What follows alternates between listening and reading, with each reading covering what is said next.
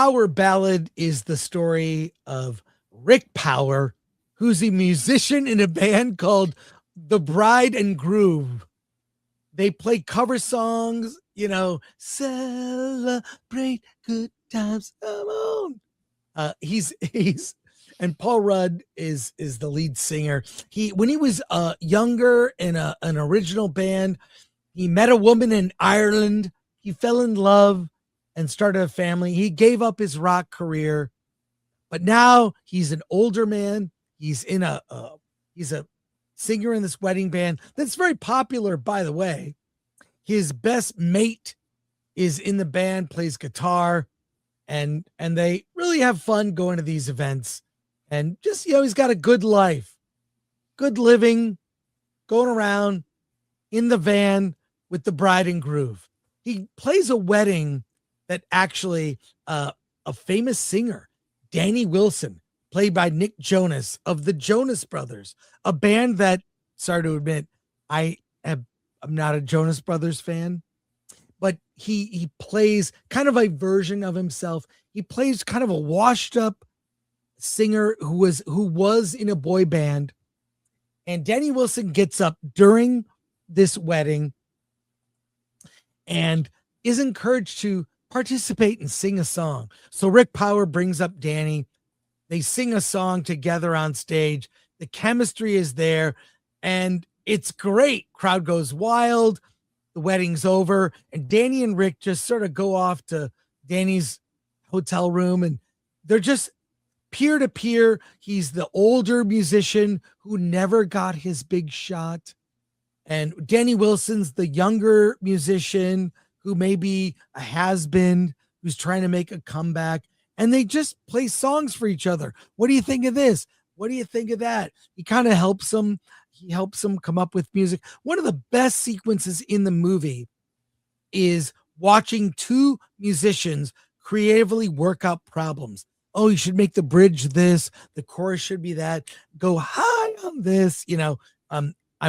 Obviously I'm a terrible singer. I can't do it. But watching, and Paul Rudd has a real musical talent. And by the way, I interviewed Paul Rudd. He used to be a wedding DJ.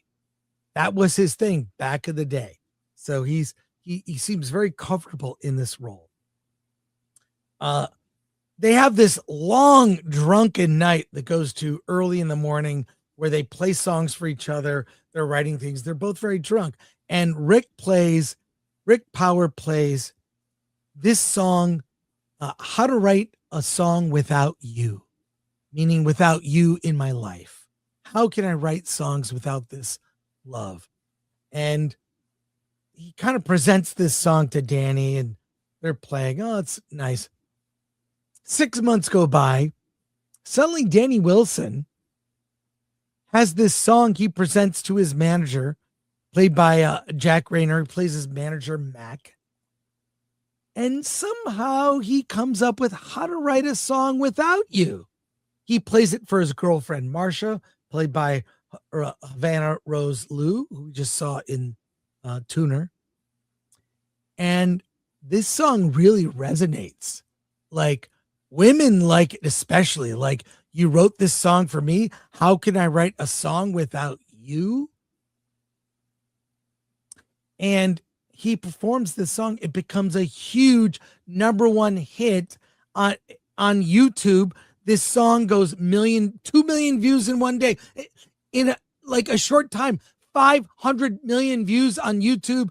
The song is huge. He's performing at Madison Square Garden. It's huge, this song. Paul Rudd's character, Rick, sees it. That's my song. I wrote that song. His family doesn't even believe him. He's like, I got it somewhere. I got a recording of it. So he can't find a recording.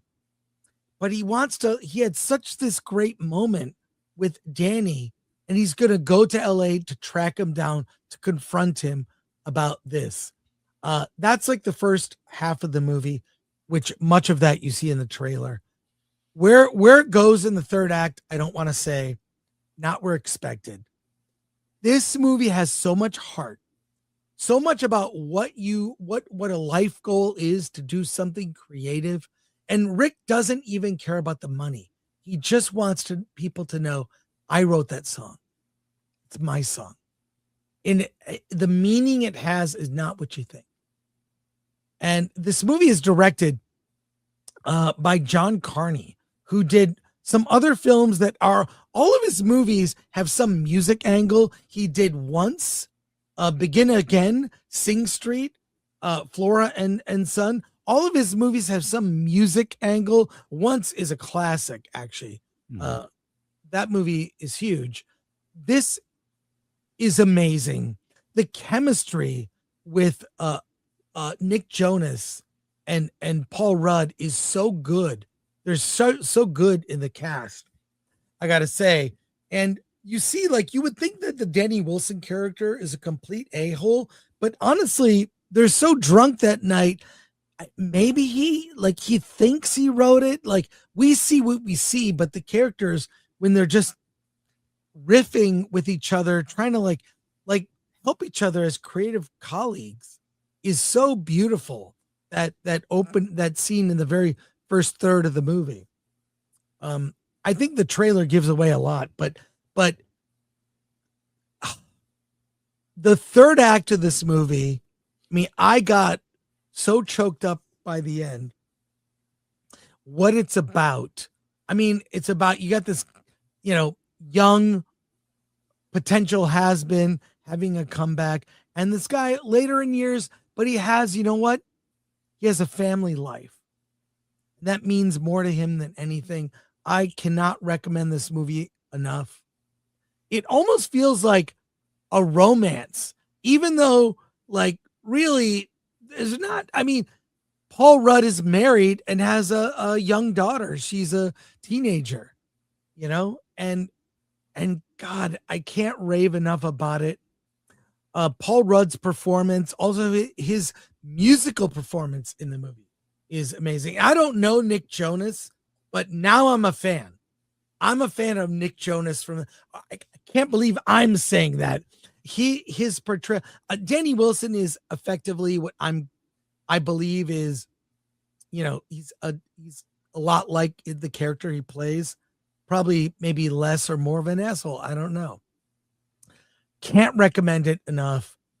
It's a power ballad. I mean, could not be a better life-affirming, inspiring movie with a lot of heart. I plan to see it again. So that's all I'll say. And Alan, as a father to a daughter, you got to see this. Did you just give away the ending? No. I'm just saying his relationship with his daughter is so solid. So, I mean, I'll be honest, the trailer, watching the trailer, I feel like I've seen this before, the idea that someone stole someone else's song. Yeah. But just the fact that you mentioned John Carney and that you like it so much. I mean, Once, like you say, is classic. I think we don't talk about Sing Street enough. So I think based on his reputation alone, I'm definitely going to see this movie. Yeah.